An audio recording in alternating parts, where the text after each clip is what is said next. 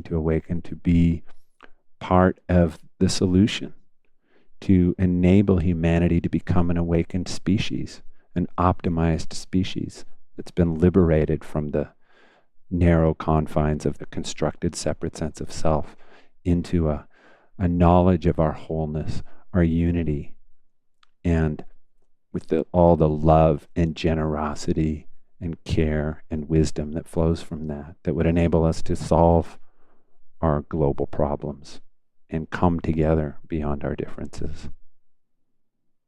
We can sense this potential, but unless some of us really awaken and begin to get momentum with spiritual awakening, how are we going to reach that potential?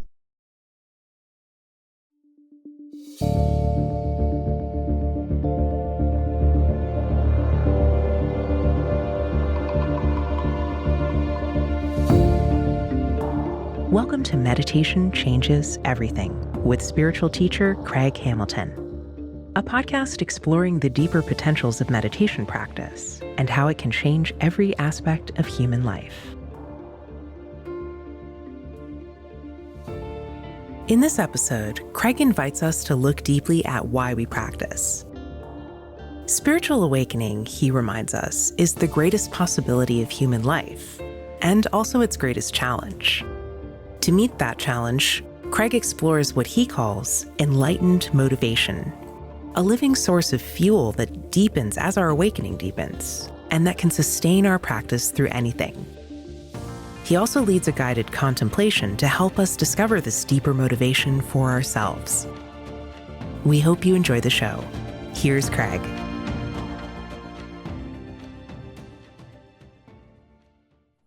There's a very seemingly paradoxical aspect to this whole path, really to the spiritual path, the path of awakening, which is that it requires a very passionate, kind of burning desire to be free, kind of burning yearning to break out of the confines of the conventional mind and the constructed self.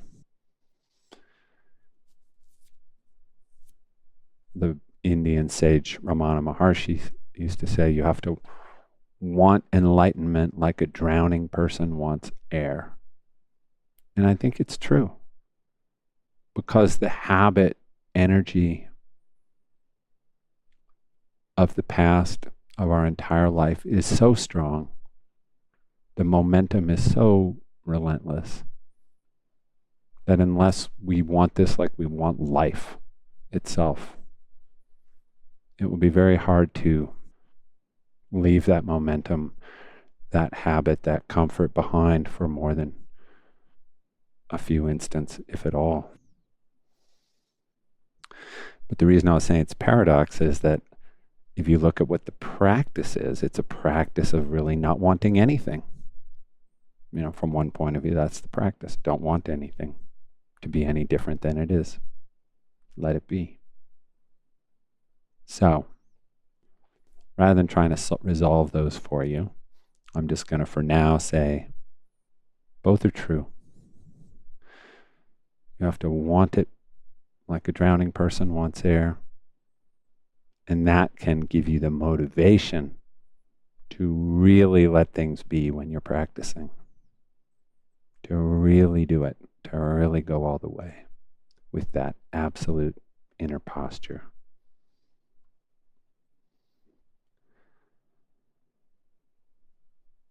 So I want to speak a little bit about that burning passion, that motivation to awaken that is so essential. Because that, like, the work of cultivating an enlightened motivation for practice, or the work of clarifying our intention and cultivating a profound intention to awaken, is never done. It's not like we do that once and now we're done with our intention and now we can just rely on it and go do our practice. I'm not saying we should doubt our intention or question our motives exactly, But what I'm saying is as our practice deepens, as our awakening deepens, that can become fuel for our intention to deepen and strengthen. It can give us more and more motivation to take our practice more and more seriously, to be that much more wholehearted about it. And so I would say the first aspect of cultivating a clear, strong motivation for awakening is recognizing how extraordinary awakening is, what enlightenment really makes possible. And we may have had tastes of that and glimpses of that help fuel our motivation. But just to speak about it for a few moments, I mean, the great opportunity of spiritual awakening is that,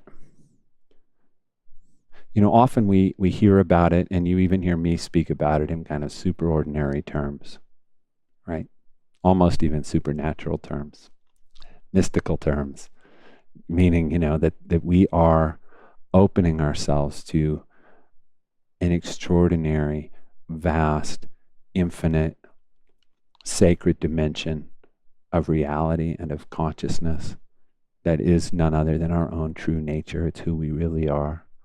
And we are opening ourselves to that, which is unleashing the very evolutionary power of the cosmos into our life and into the world through us, as us.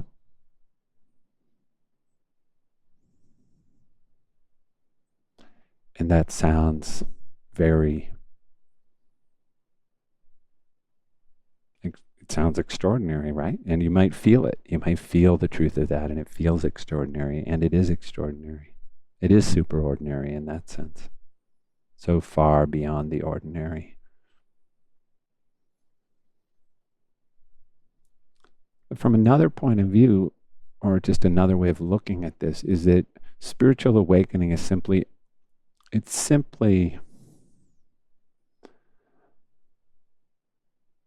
opening us up to optimal human functioning, to a completely natural way of being. And it's based on the recognition that in a sense, we already have everything we need to function in a really effective, powerful, creative, resilient, responsive, agile, generous, caring, wise, intuitive, fluid way. Pardon all those adjectives, but those are just a few.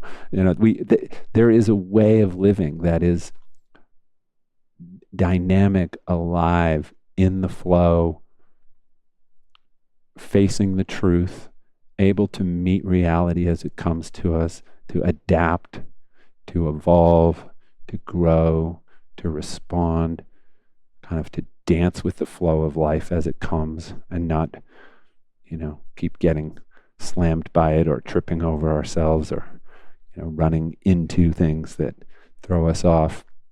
Like there is this very amazing optimized way of living and being. And a way to look at it is that our human conditioning, the habit energy of the past, our fixed beliefs, our rigidly held erroneous beliefs about reality and about ourselves, get in the way of it. Our unconscious habits and reactivity gets in the way of it.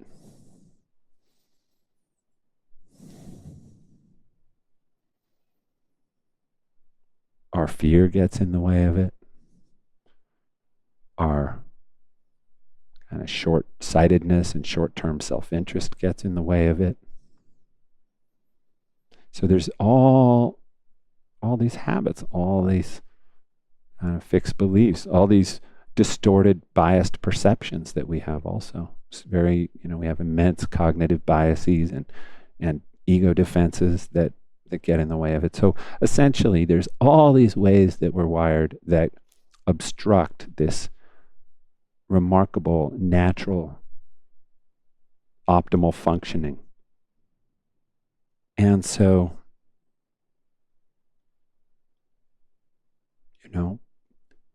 meditation practice enables us to step out of all that energy, all that habit energy, all that momentum. It's really, when we're doing these direct awakening practices, we're practicing stepping into the unconditioned, the non-habitual, the non-reactive dimension of who we are. We're practicing just instantly in this moment, stepping out of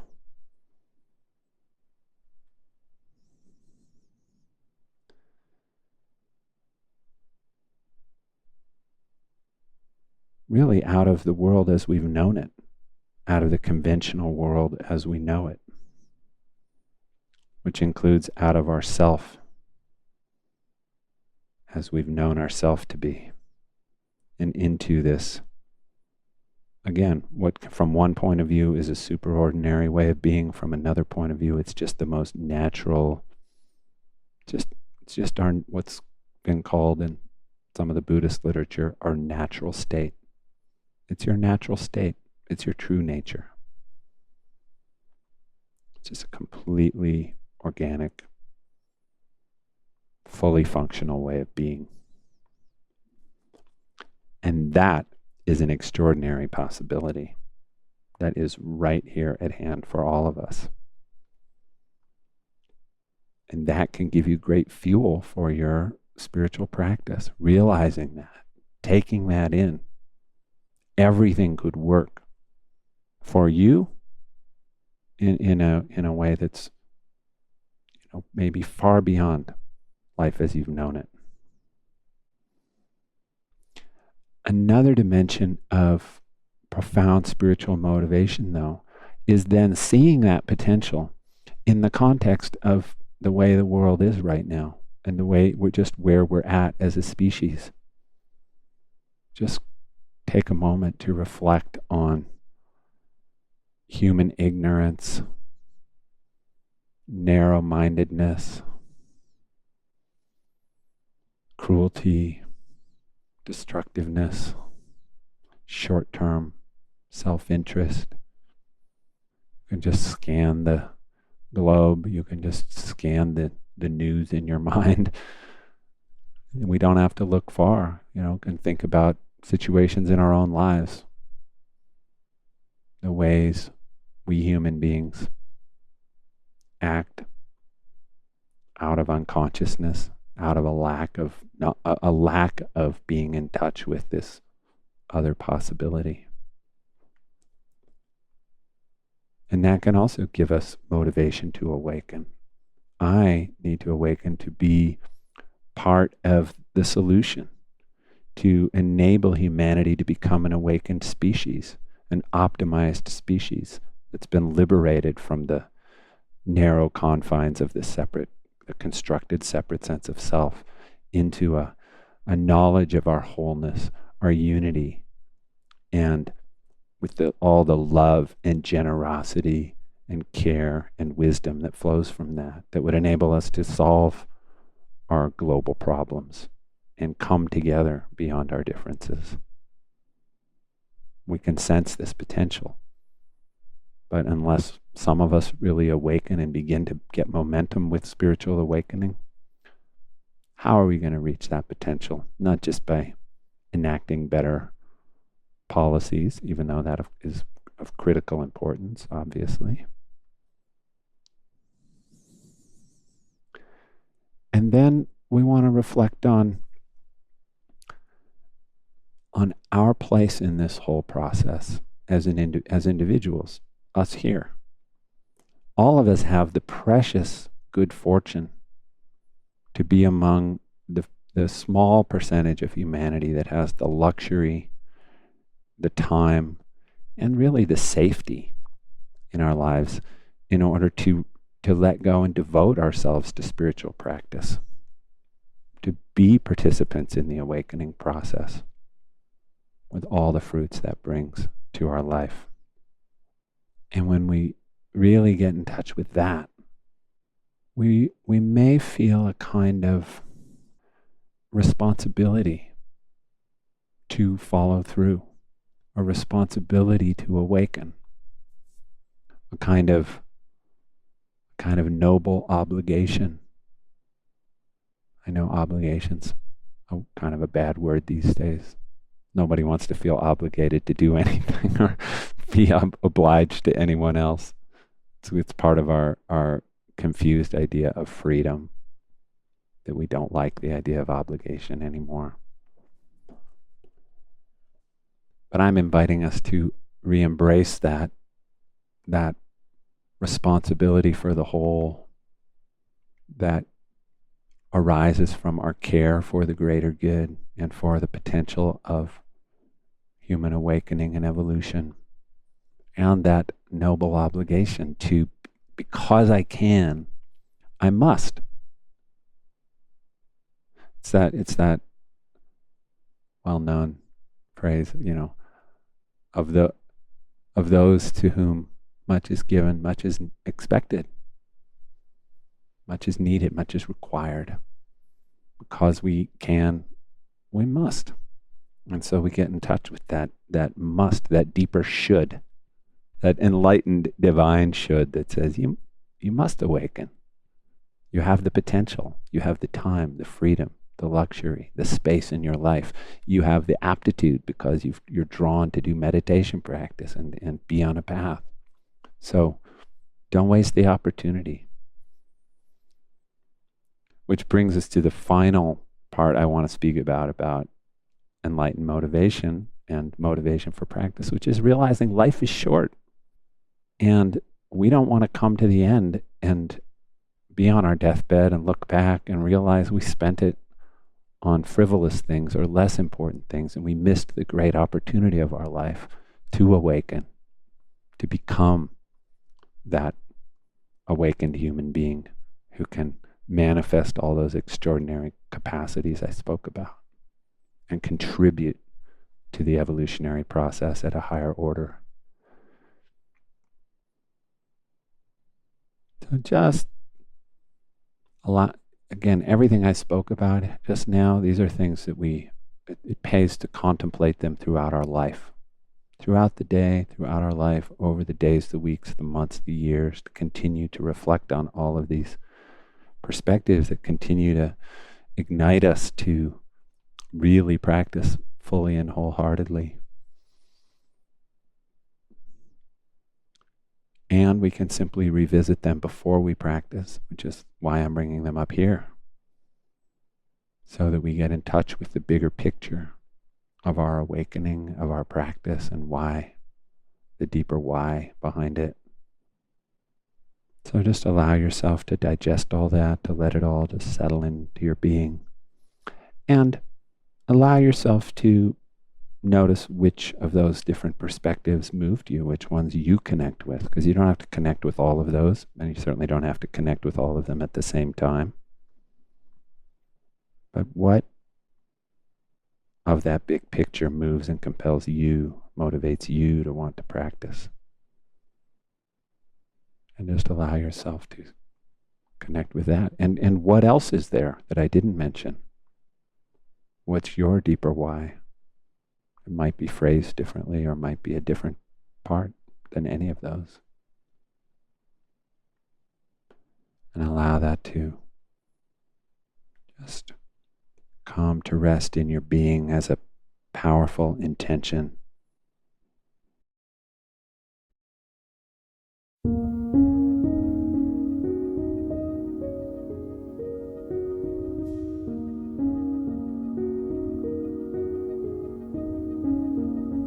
In our next segment, Craig responds to a question from a listener, illuminating one of the most powerful sources of enlightened motivation we can experience, our intense longing to awaken. Here's Craig.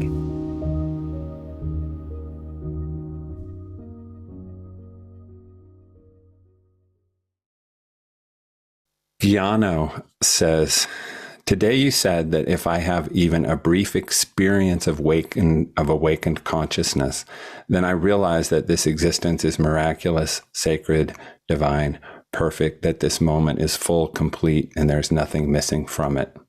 When I hear this, a deep yearning immediately arises in me to experience awakened consciousness in these terms. But then I realize this is still a projected experience for the future, which doesn't exist right now. Is awakened consciousness, as you described it, an experience to long for?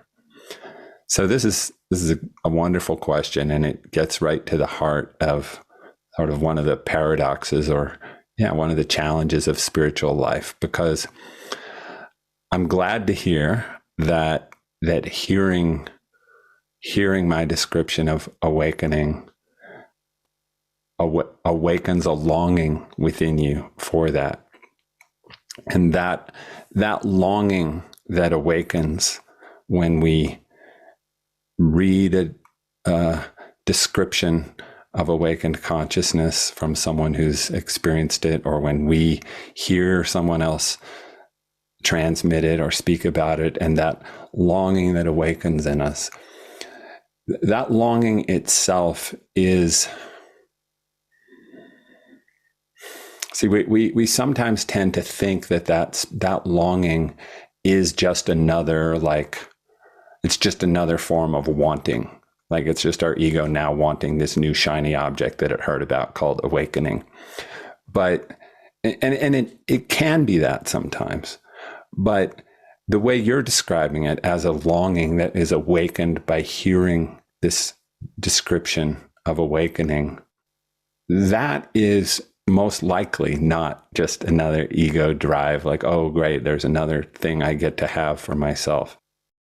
But what you're describing to me sounds very much like a genuine longing for awakening, a spiritual longing.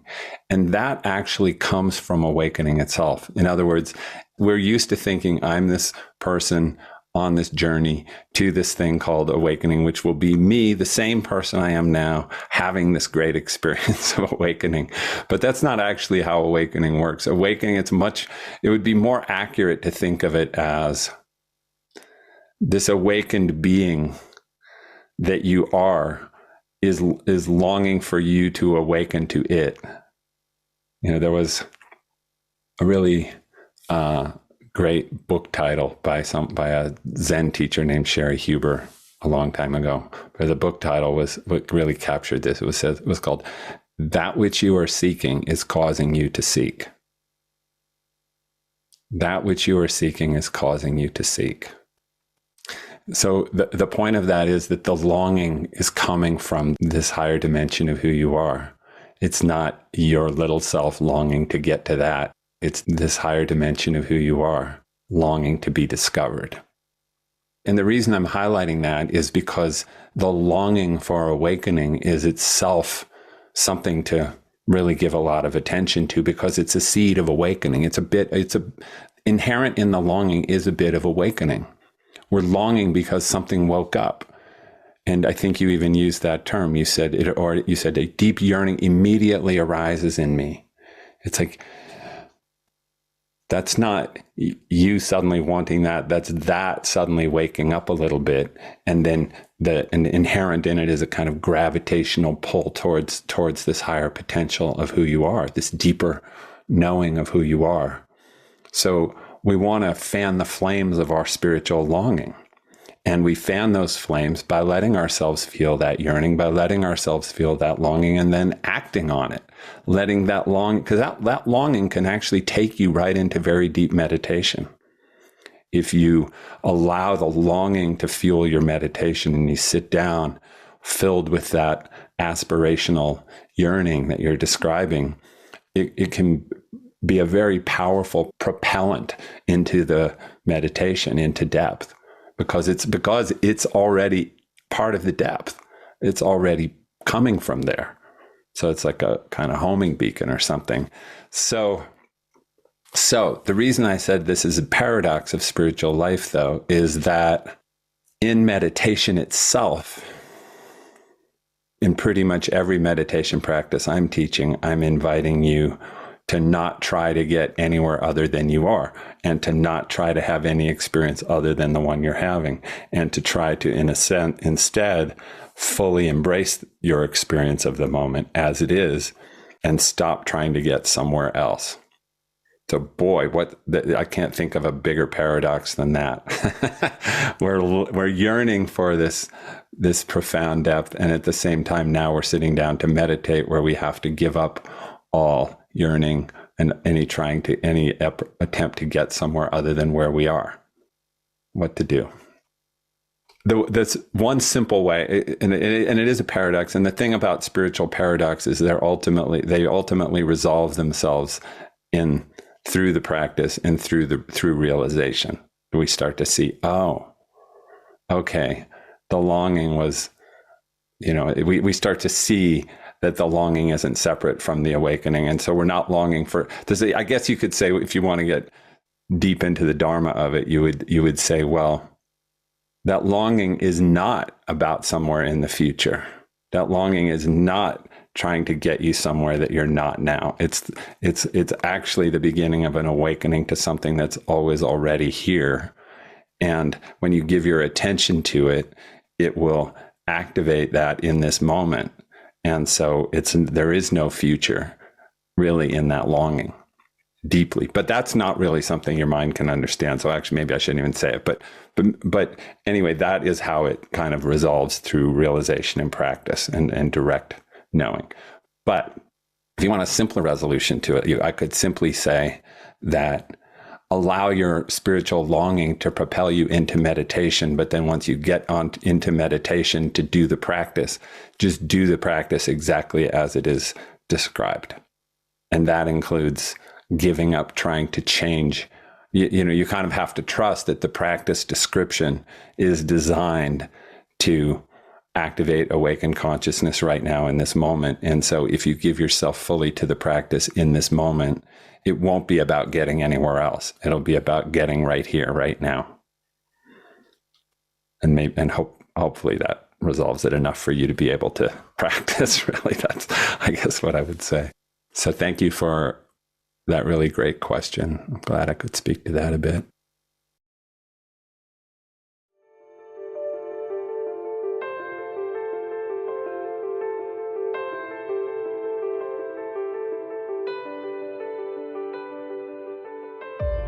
If the approach to meditation we've been exploring today inspires you, you are invited to tune into a 90-minute online workshop Craig will be hosting called Meditation 2.0, The Miracle of Direct Awakening. In the workshop, he'll share a powerful new approach to meditation practice and guide you in a series of brief meditation experiments so you can experience it for yourself. You can listen to that at freemeditationworkshop.com. That's freemeditationworkshop.com.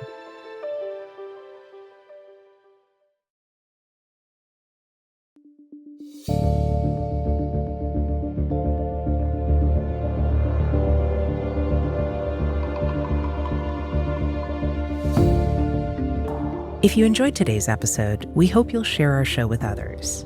And please subscribe and rate us wherever you listen to your favorite shows. If you have a minute to write a short review on your podcast app, we would deeply appreciate your support. You can stay connected to the show by subscribing to our newsletter at meditationchangeseverything.com. Each week, we'll send you new audios and videos from Craig, and we'll also let you know when we release new episodes of the show. For a deeper experience of Craig's approach to meditation, consider joining our Awakened Life membership program. Each month, you'll receive in-depth teachings and guidance, including a meditation workshop, 4 guided meditations, and a live online retreat with Craig. And when you register today, you can receive your first month for 50% off. Go to awakenedlifemembership.com to learn more and enroll. That's awakenedlifemembership.com. Check out our show notes for links to all the ways you can stay in touch with Craig's work. Meditation Changes Everything is created by Craig Hamilton, Susan Fries, Morgan Dix, Stephanie Murphy, Will Bowman, and Richard Klein. From all of us, thank you for tuning in.